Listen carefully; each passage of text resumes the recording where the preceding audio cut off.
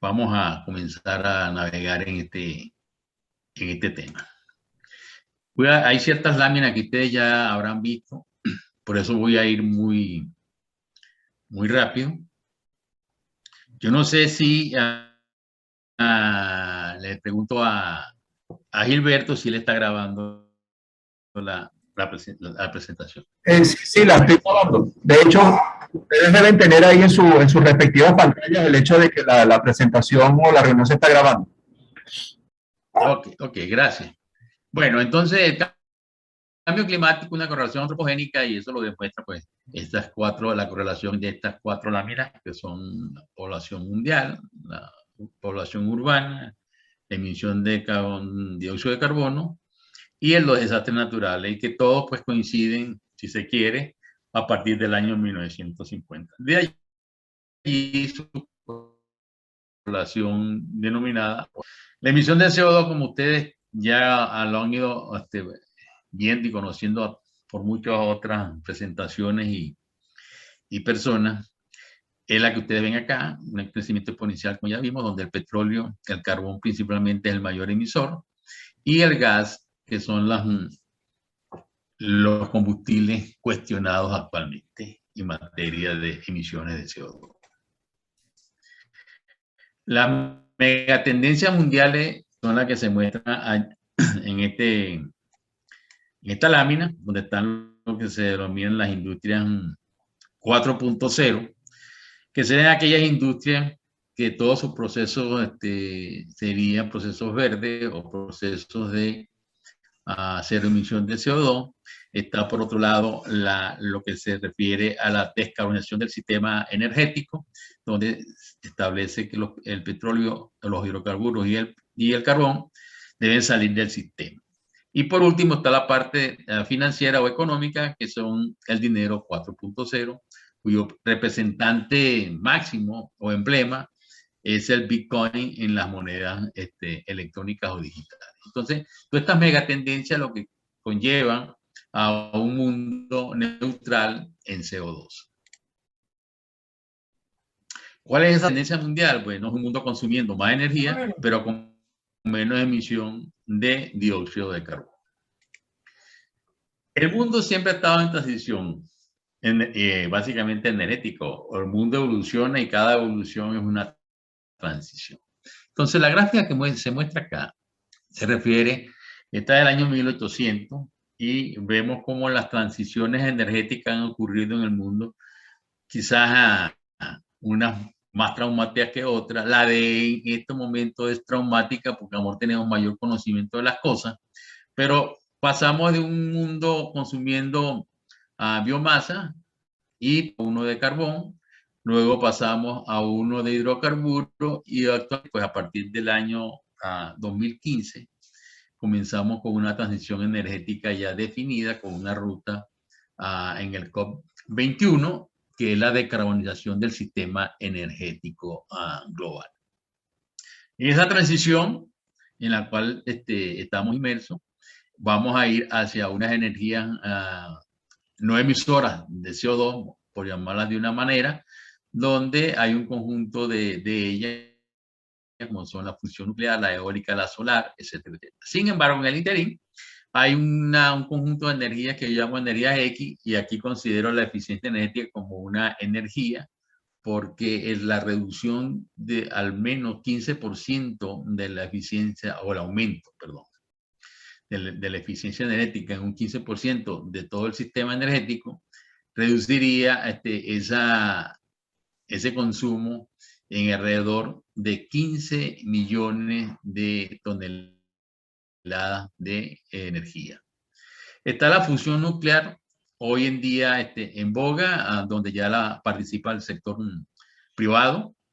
Se estipula o se dice que en el 2040 esa fusión nuclear tendría proyectos comerciales. Está la nanotecnología, motores a no combustión interna, no solamente el eléctrico, ahora está apareciendo el hidrógeno con gran auge. Hay quienes están apostando por el vehículo a aire, hay quienes están apostando por el vehículo a agua.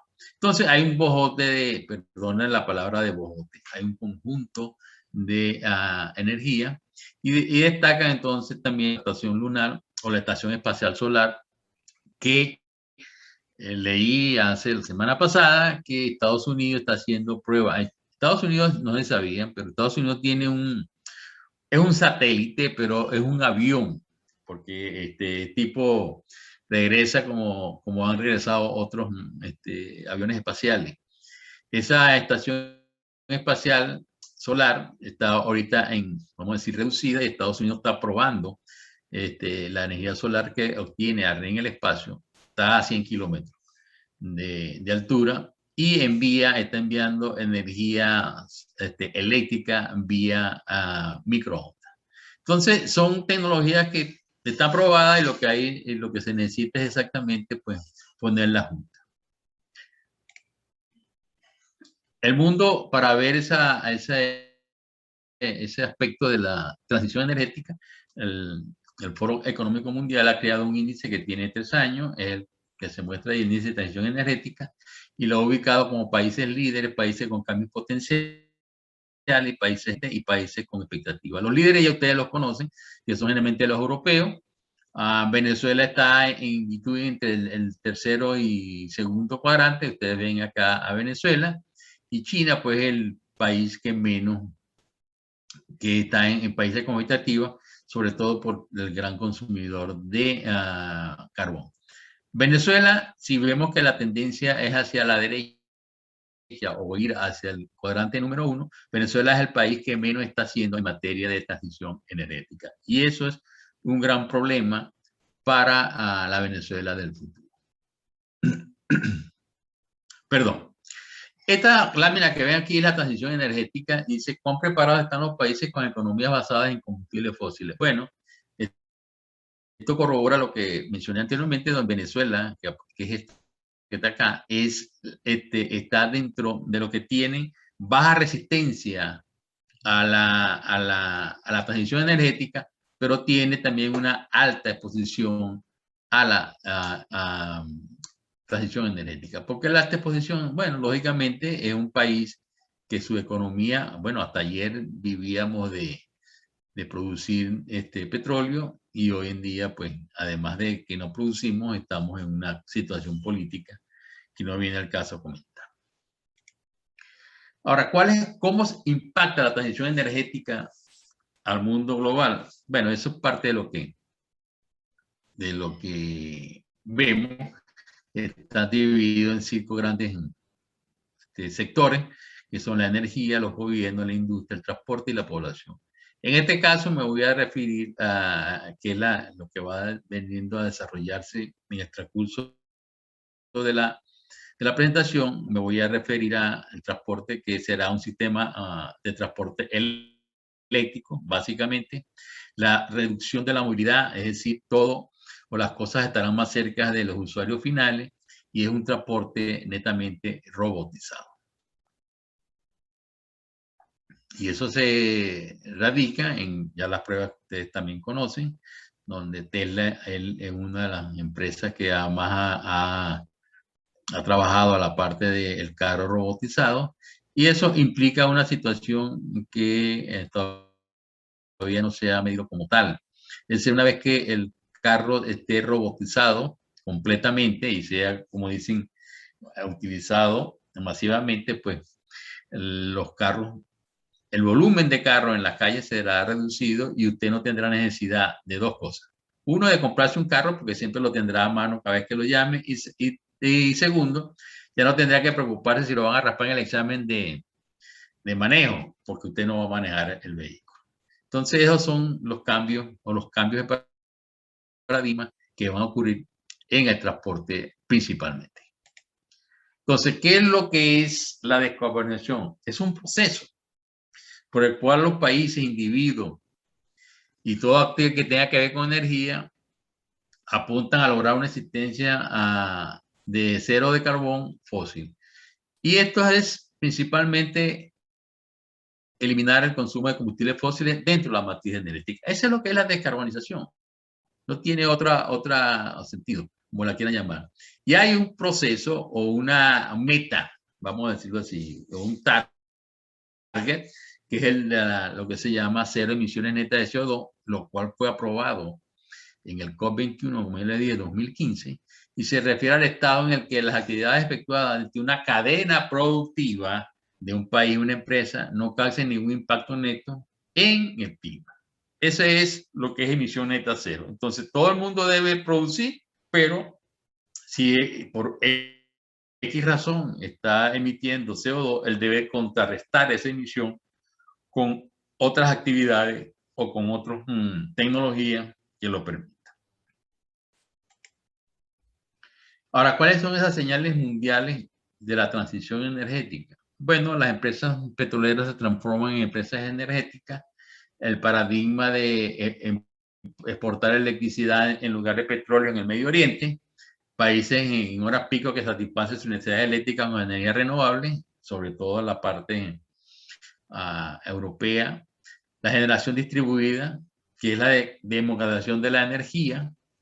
La igualación de los precios de los carros, dice en el 2023, aunque ayer leí que ya a finales del 2022 ya se van a conseguir carros de precios iguales eléctricos y a gasolina. Eso es lo que se denomina democratización del transporte. Y tendencia mundial de taxis y autobuses 100% eléctricos. China posee 500.000 autobuses eléctricos y la India planea vender solo carros eléctricos en el 2030. Y por último, pues la casa de energía Tesla, donde tiene su gran batería denominada Powerwall, que almacena energía para casi 2 días de consumo a partir de la batería. No, sin que haya sol, ella puede mantener el consumo de una casa por 2 días. ¿Cuáles son esas consecuencias presentes ya en la transición energética? Veto al financiamiento de proyectos generadores de CO2. El sistema internacional financiero se transforma en lo que se denomina un sistema financiero sustentable o un sistema económico verde. Existe el impuesto al carbono de frontera, lo cual Europa comenzará a aplicar el año que viene. La reconversión de empresas de energía fósiles en empresas de energía sustentable, no solamente las petroleras, sino también las de carbón andan buscando cómo reconvertirse. La reconversión de los fabricantes de vehículos, ya las grandes empresas productoras de vehículos están yendo hacia trenes de fabricación de vehículos eléctricos en un principio. Obligación al sector productivo y de servicios de incluir índices ambientales en su informe de gestión. Eso lo vamos a ver un poco más adelante.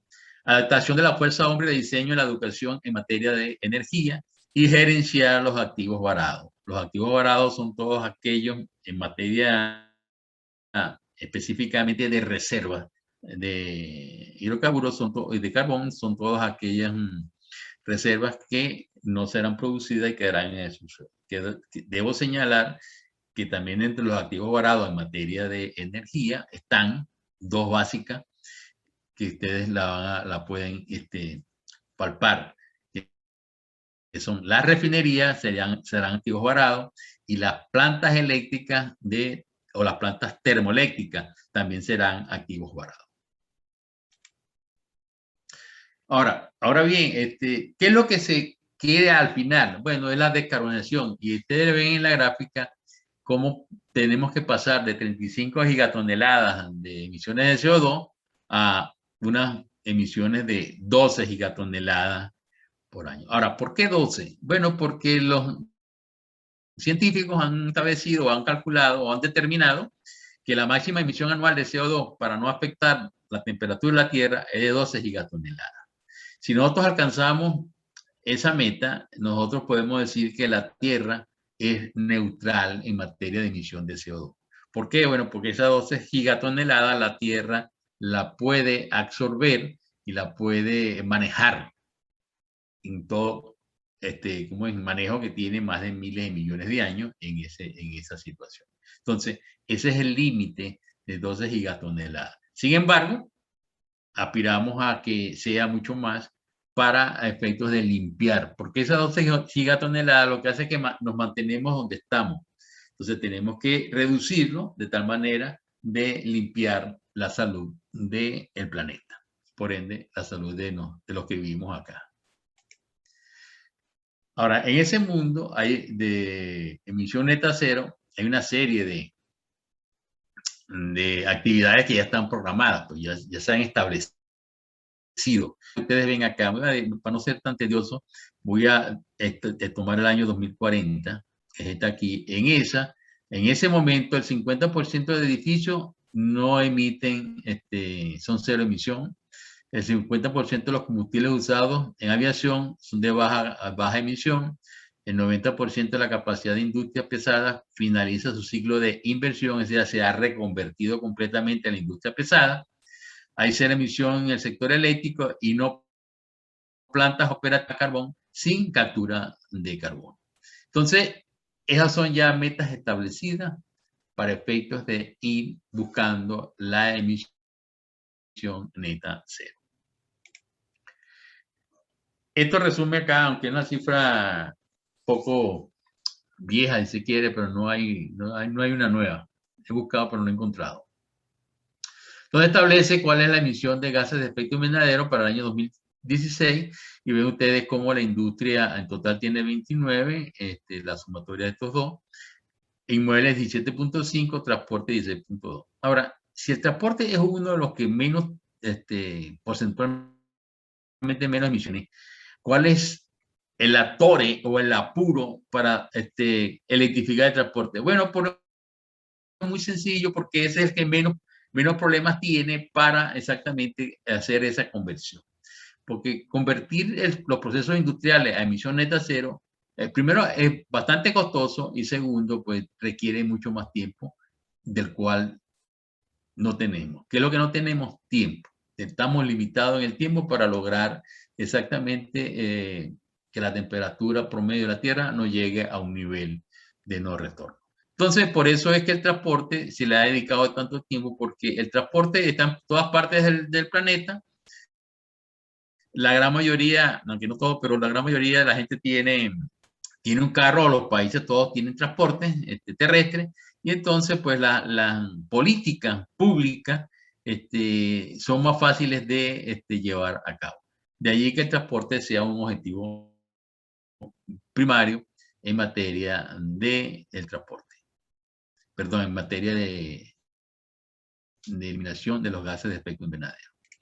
Entonces, países con políticas públicas ya establecidas. Bueno, aquí tenemos a Costa Rica en 2021, Noruega en 2025, Suecia en el 2030. ¿Y eso qué implica? Bueno, que a partir de ese año, o unos ya han logrado electrificar su parque automotor, o a partir de ese momento no se venden más vehículos de combustión interna. Estados Unidos fue algo un poquito más flexible, si se quiere, donde establece que en el 2030 la venta de los carros eléctricos debe ser el 50% de las ventas totales de motor. Cuando yo hablo de ventas totales, debo decir que los carros no se almacenan, te produce y lo vende. O sea, el carro no es que lo voy a almacenar aquí porque para venderlo más caro, ¿no? Al contrario, si usted lo almacena, pierde valor. Por lo tanto, lo que se produce, se vende. Bueno, y hay una cosa importante en todo esto, que es la siguiente. Estos países que de una forma u otra aparecen acá, son los países que desarrollan tecnología en el campo de vehículos. Por el resto de los países, en los cuales está Venezuela, no tienen tecnología. Venezuela lo que hace es ensamblar vehículos. Y esos países que no tienen la tecnología, ellos pasarán a hacer al sistema eléctrico una vez por el simple hecho del cambio tecnológico y por la no producción de vehículos de combustión interna. Además, por otras razones que veremos un poquito más adelante. Entrando en materia ahora, específicamente con todo este background que les he mencionado, vemos que el parque automotor venezolano es para el año 2017. Era de 4.5 millones de vehículos, distribuidos, como ustedes ven acá, donde el 3.4 millones de vehículos, que es el fuerte, son particulares, hay 213.000 motos, taxis, 53.000 vehículos o taxis dedicados a taxis, 700 son de carga, liviana y pesada, y transporte público hay 89.000 vehículos. Esta información yo la considero muy válida porque viene de exactamente, aunque lo viene de la academia, hizo una presentación, Eduardo Páez Pumar hizo una presentación, pero la cifra que utiliza Eduardo viene exactamente del que en ese momento era ministro de Transporte y Comunicaciones, que hoy anda por allí huyendo. Y le voy a decir quién es, el Trudy. Sigo. Entonces, las premisas para realizar el estudio son las siguientes. El pacto motor del correspondiente al año 2017, como ya les mencioné, se considera que el parque automotor no crece si se mantiene constante en el periodo de estudio, aunque puede haber menor como consecuencia de la tecnología del automóvil robotizado, como ya les mencioné, o mayor movilidad por cambio de trabajo y hábitos cercanos a este. Se establecieron 3 escenarios, uno acelerado, uno medio y uno lento. El acelerado descarboniza el sistema en 20 años, el medio en 25 y el lento en 30 años. Para simplificar, los cálculos se consideran todo que es gasolina, por efectos de cálculos allí. Y se utiliza el método de la suma de los dígitos en forma inversa para la distribución en el tiempo. Otras premisas adicionales, se dice que lo que se va a presentar de aquí en adelante se refiere al escenario lento. Por razones de la situación en la cual se encuentra el país, pues hay 30 años para efectos de ir descarbonizando el sistema. El costo de las estaciones de recarga son de $800 nivel 1, $1.500 nivel 2 y $35.000 nivel 3. Ahora, ¿qué es un nivel 1? Bueno, ese nivel 1 no requiere mucha tecnología, es simplemente un enchufe en su casa y usted carga el vehículo. Hay 2 modalidades, una directamente en una toma de 220 o en una toma de 110. Esos aspectos técnicos que no vienen al caso. El segundo nivel es de $1.500, ese es básicamente ya es de 220 y es un enchufe similar al que usted tiene para la cocina eléctrica si la tiene o la secadora si tiene ese tipo de Los de $35.000 son lo que se llama el nivel 3 y es más que todo comercial o colectivo para flotas de empresa o como un negocio futurista donde usted pues iría a cargar su vehículo como una estación de oil de gasolina. Las estaciones comerciales operarán 16 horas y ya tienen a 30 vehículos diarios. Cada estación. Por cada 10 estaciones se requiere una como respaldo. Cuando yo digo estaciones aquí, son estaciones de recarga, no son estaciones de servicio. No son, como yo las denomino electrolineras. No son electrolineras. Las electrolineras pueden tener 10, 15, 5 estaciones de recarga por ubicación. Los precios de los vehículos expresados en dólares son los que aparecen en pantalla y ustedes ven que ese precio es el particular promedio de $25, un taxi de 25 similar, una moto $5.000, la carga pesada de 300, la carga liviana de $65.000 y los buses que cuestan $700.000. O sea, un autobús generalmente eléctrico está muy cercano a $1 millón. Eso es importante. Hecho el ejercicio, muestran acá el cómo se va disminuyendo o electrificando el sistema de transporte privado, pues este no es el total, y cómo van entrando los vehículos eléctricos, porque eso fue una de las premisas que se estableció. Entonces vemos cómo a partir del año 2035, en el caso de el acelerado, los vehículos eléctricos pasan a ser mayoritariamente en el parque automotor. En el año 2039, si el escenario es medio, perdón, y en el año 2043, más o menos, pasarían a ser los vehículos más mayoritariamente los vehículos eléctricos en el parque automotor si el escenario es lento. Esto nos da una idea ya de un poco más de sustancia. Dice que esta inversión en el sistema de transporte privado, recuerden que el transporte privado corresponde a 3.4 millones de unidades. Entonces, si el escenario es acelerado, es como si nosotros invirtiéramos 4.5 millones de dólares en los 30 años, o sea, anualmente 4.5 millones hasta alcanzar el total, para efectos del medio 3.6 y para efectos del lento 3.000 millones de dólares anuales, inversión promedio anual. Viendo ahora todo lo que es el sistema de transporte, y aquí está discriminado ya por tipo de vehículo, estaciones de recarga y la inversión total de cada vehículo.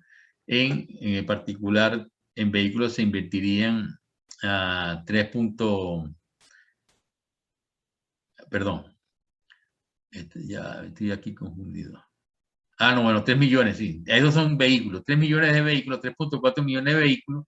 Se necesitarían exactamente 2 millones y 2.9 millones de estaciones de recarga a nivel 2 y 18.000 estaciones de recarga de nivel 3. Fíjense que estamos hablando de 18.000 estaciones de recarga. En Venezuela hoy en día, para efectos existen alrededor de, bueno, cuando era un buen servicio, existen alrededor de 1.500 estaciones de servicio de gasolina. Bueno, la inversión en vehículos particulares son 85.000 millones de dólares para un total de casi 90.000 millones de dólares en el periodo. Para no ir en tanto, la reconversión o la descarbonización del sistema de transporte a nivel nacional global, estamos hablando de 370 millardos de dólares en 30 años. Ahora bien, fíjense lo que es importante, en vehículos son 362 gigadólares, en estaciones de nivel 1 0.17, estaciones de nivel 2 4.3 y estaciones de nivel 3 1.71 millones. Aquí hay un buen, esto porque esto lo va a hacer el privado generalmente. Eso no, va a erogar eso. Esto es importante porque aquí hay un buen campo para el sector privado per se, es decir, los niveles 3 son los que yo denomino las electrolineras, o sea, son las estaciones donde hay más una estación de carga para efecto de realizar un servicio de carga eléctrica a vehículos. Hay una condición que siempre se pregunta, ¿cómo se comparan las energías en la sustitución? Bueno, en materia de gasolina, nosotros comenzamos con 230.000 barriles en el año 21 para terminar cero en el año 51 o 30 años después. Simultáneamente, pues en la medida que va declinando el uso de gasolina, en esa misma medida va aumentando el consumo de electricidad. Para efectos del sector privado, la demanda eléctrica es de 15.6 teravatios hora al año. O sea, ese es el máximo que se requeriría una vez que esté descarbonizado todo el sistema de transporte. Lógicamente, pues va a ir creciendo hasta alcanzar este máximo de descarbonización. Entonces, ¿qué son 15.6 teravatios hora? Ya vamos a ver qué es lo que es. Aquí lo tenemos. Entonces, esos 15 teravatios hora equivalen, poner 1000 megavatios de capacidad de generación eléctrica. Para que tengan una idea, eso es planta centro y media. O sea, una planta centro de 2.000 megavatios más la mitad de 1.000 megavatios darían los 3.000 megavatios. En otras palabras, una planta centro dedicada exclusivamente para satisfacer los requerimientos energéticos del sistema de transporte privado eléctrico. Ahora, ¿qué es eso? O sea, ¿qué indica eso? Bueno, Si esa planta o esa capacidad es solar, se requieren 3.6 gigadólares, o sea, 3.600 millones de dólares para construir esa planta. ¿Y qué se requiere? Bueno, se requieren 168 kilómetros cuadrados si esa planta es solar, como dices aquí, o en el caso de eólica, la inversión de 4.7 gigadólares y se requiere un área de 74 kilómetros cuadrados. O sea, esto que está aquí, el área necesaria, no es ni el 0. Es el 1 por 1000 del territorio venezolano. Es decir, es el 0.001% del territorio nacional. Como pueden ver ustedes, en Guárico, tranquilamente, que es una parte llana, se puede instalar una planta solar específicamente dedicada a generar electricidad para el sistema de transporte privado.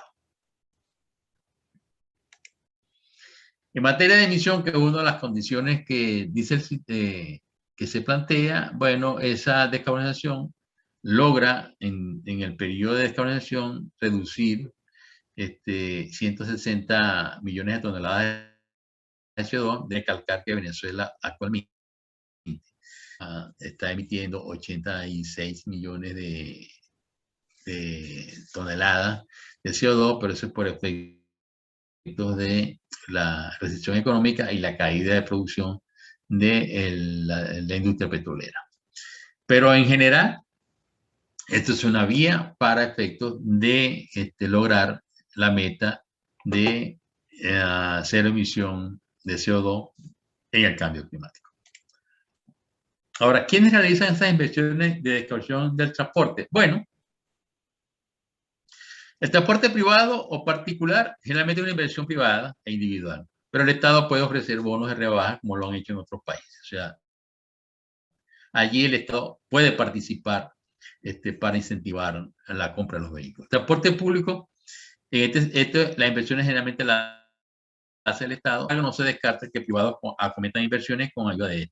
Que de hecho, en la situación que tiene Venezuela, el transporte público se debería de convertir en transporte privado. El transporte de carga también está en manos privadas, básicamente, por lo cual las inversiones vendrían de ese sector y eso implica que el gobierno no pueda colaborar con eso. La mototaxi también es un emprendimiento individual y la inversión la daría el privado con ayuda del Estado. Yo no sé si este sistema de transporte, una vez que estén el transporte público muy bien desarrollado, yo creo que este transporte mototaxi pues Excusa, Nelson, perdón, que se me fue el internet como 20 minutos. Sí, bueno, ya regresaste, bueno. Y lo último, el transporte de taxi, pues también es variante del transporte privado y el Estado puede soportar en algo allí. Estados Unidos tenía hasta $7,000 de bono por la compra de un carro eléctrico, ya eso fue eliminado, pero eso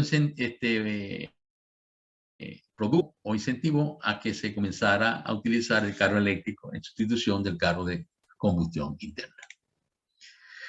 Ahora, ¿cómo es el financiamiento de la descarbonización? También se puede utilizar, el Estado puede usar ese tipo de mecanismos para financiar proyectos. Entonces, uno es los bonos de carbono, que no son nada nuevos, estos fueron aprobados en el protocolo de Kioto, por allá hace como más de 20 años, 20 no, yo diría que hasta 25 años.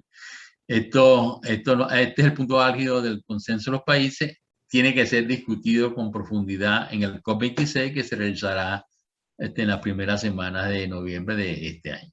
Otro mecanismo ya es el impuesto al carbono y está asociado a la cantidad de energía fósil que consume un usuario. Entonces ustedes ven aquí países con impuestos a las emisiones de CO2, donde Suecia tiene $120 por tonelada de CO2 que en función de lo que consume el individuo o el consumidor final. Y así ven ustedes toda una gama de países donde existe ya el impuesto.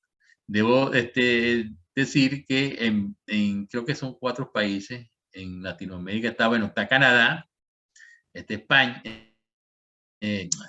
Canadá, Argentina, Chile, Colombia y México. Son estos 4 países latinoamericanos que ya utilizan el impuesto a las emisiones de CO2 dentro de esa estructura de impuestos.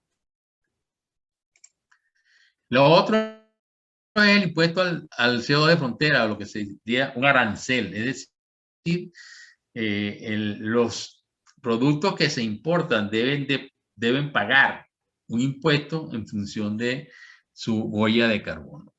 Es importante este tipo de cosas porque la Unión Europea comenzará a aplicarlo el próximo año. El precio del carbono en la planificación estratégica. Esta es una forma y manera de ver. Aquí ven ustedes cómo empresas, diferentes empresas a nivel global utilizan el costo de la energía, del CO2 arrojado a la atmósfera para sus condiciones estratégicas. Sé que en materia de electricidad, todos los proyectos termoeléctricos le ponen como un impuesto a la evaluación económica entre 50 y 70 dólares por tonelada de CO2 en proyectos termoeléctricos. Si el proyecto ahí es rentable, va. Si no, buscan otra opción o buscan otra forma de hacer el proyecto. Pero esto es importante conocerlo, donde las evaluaciones económicas de generación termoeléctrica hoy en día se hacen incorporándole el valor o el precio de la tonelada de CO2 arrojada a la atmósfera.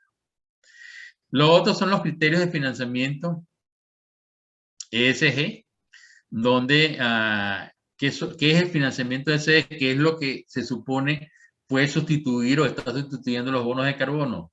Bueno, son aquellos financiamientos donde consideran para hacer el préstamo el aspecto ambiental, el aspecto social y el aspecto de gobernanza. Estos son financiamientos netamente, vamos a decir, modernos, si se quiere la palabra, donde se considera, si cualquiera de esos 3 aspectos no cuadra con las normas establecidas o los parámetros establecidos, pues el financiamiento para esa empresa no es posible. Y aquí tenemos, esto es importante, estos son riesgos de financiamiento para empresas de petróleo. Y fíjense ustedes cómo este es riesgos de inversión. Y se están clasificados en A, AAA, etcétera, etcétera, hasta CCC. Entonces, Equinor es la empresa pues, que tiene un ranqueo o un ranking AAA, pero vamos avanzando. Tarek Shore, que es AA. Esta es la empresa de Tailandia. Esta es Tailandia. Eni, Total, Conoco, que están en A. Y lógicamente, pues de último está PetroChina y Pemex. Lógicamente, pues no está Venezuela. Petrobras, que sería una de las otras, estaría con un ranqueo o una clasificación W. Lógicamente, mientras usted va de AAA a CCC, pues tiene menos opciones de conseguir inversiones basadas en criterios ESG.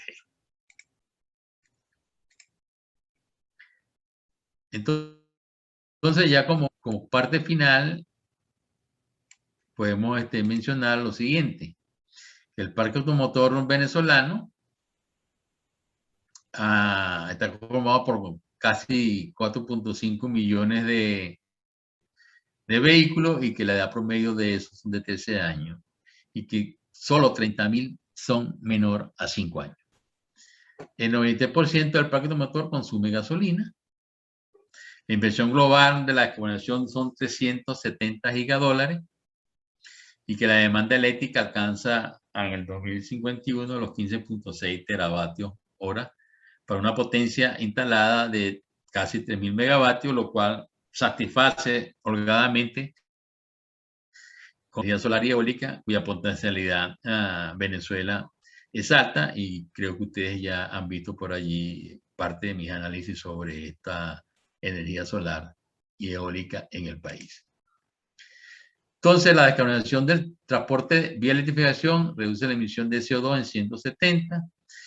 Puede haber el financiamiento vía internacional, pero hay una condición que debe cumplir Venezuela, es que debe cumplir con los requisitos para tener acceso a ello. Eso no es que yo voy a llegar allá y te me dice a mí y yo le doy. No, Venezuela tiene que tener una serie de condiciones para que pueda accesar a ese tipo de proyectos.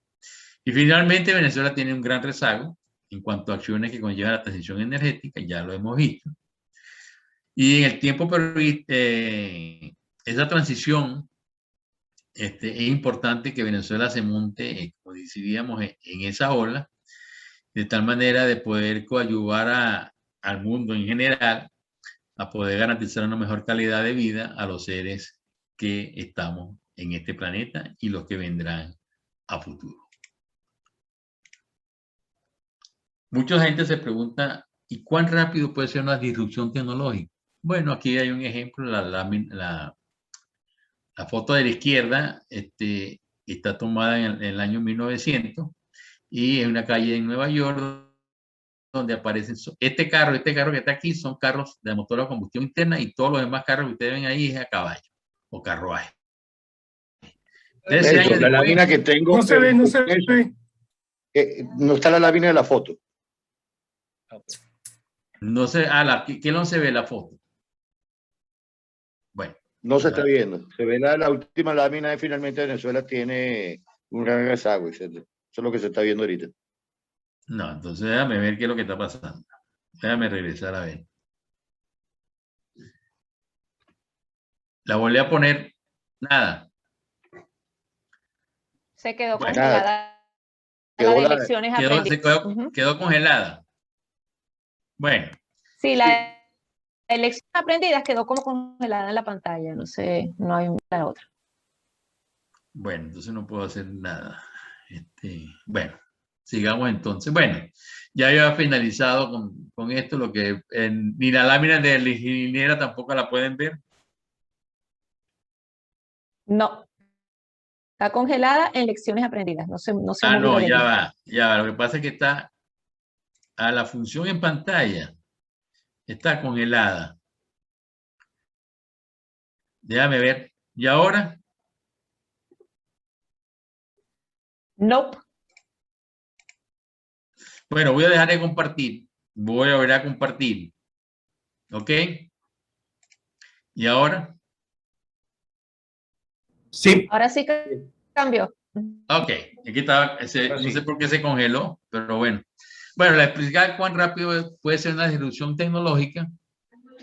Entonces, la parte es una foto en Nueva York en 1900, año 1900, donde aparecen dos vehículos a motor y el resto de los vehículos son un carruaje. Aquí hay un efecto, la transición energética ahí fue casi obligatoria por razones de salud. Y ustedes se imaginaban ya lo que hacen los caballos en las calles. Bueno, 13 años después se tomó la foto en la misma calle, pero en otro ángulo, y entonces solamente se ve en esa foto un solo carruaje a caballo que está aquí y el resto de los carros son a combustión interna. Como ven, fue una disrupción en 13 años. Eso no implica o no nos dicen que la gente dice, no, eso no es todavía, no, puede ocurrir un tipo de, este tipo de clase. Si la gente comienza a pagar impuestos, como ya les digo, impuestos al consumo de carbono, etcétera, etcétera, hace que la disrupción tecnológica se lleve mucho antes que lo esperado.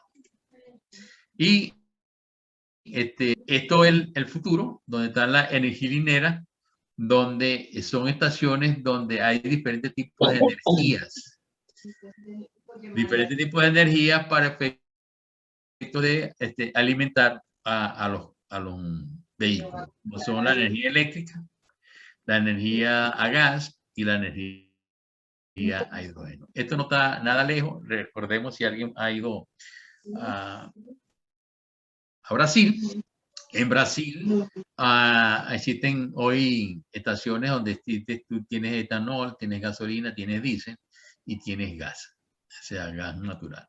Entonces, esta visión futurista no es nada, ¿cómo se llama?, fantasiosa.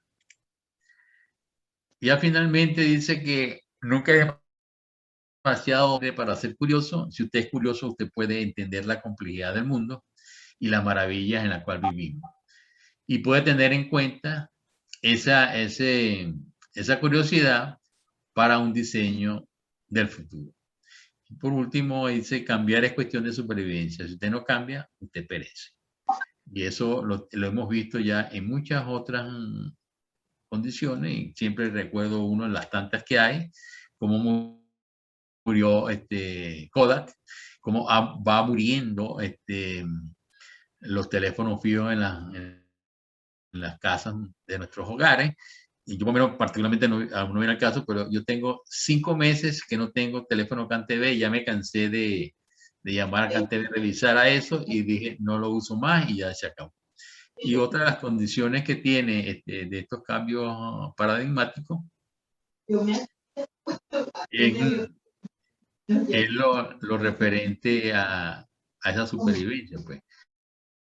Ya las estaciones de televisión tienden a morir por los nuevos sistemas en los cuales la gente se está divirtiendo. Bueno, muchas gracias y por su atención.